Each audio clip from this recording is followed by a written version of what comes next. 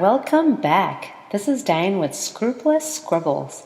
I pray that you will be encouraged and stirred up for God's glory. Today, we are going to be talking about Unhurry Time with God. This is actually something I'm pretty passionate about.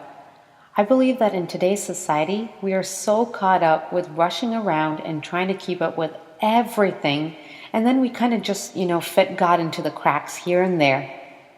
When Satan works so hard to deter us away from spending time with God, I believe that we should really be fighting aggressively to spend more time, more of that unhurry, unrushed time with God.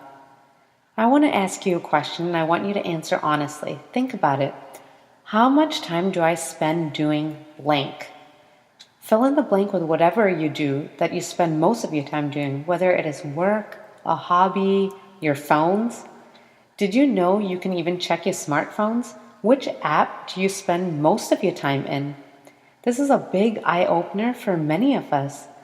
And now I want you to compare that to how much time do we actually spend with God. That unhurried, unrushed, precious time with God. Obviously, I'm not saying that you ought to spend 8 hours with God because you've spent 8 hours working. But what I'm saying is that even in the 8 hours of work time, where is our heart?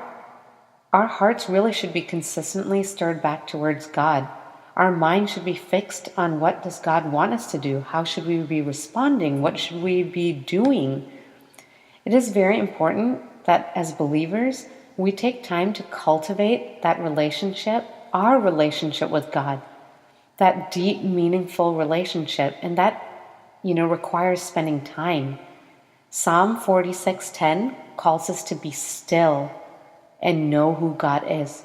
To just be still and to know who God is. Knowing who God is takes action. Action on our part to study Him, to learn about Him, to dig into His Word, to pray.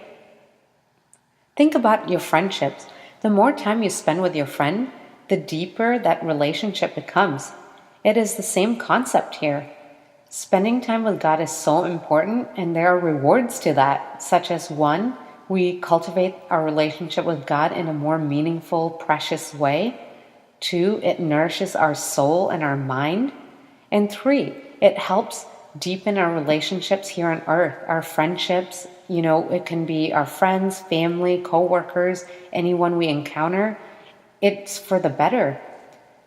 Are we willing to set time aside for God out of the plenty and not out of the leftovers? Thank you for listening, and remember to keep it raw and real. God bless.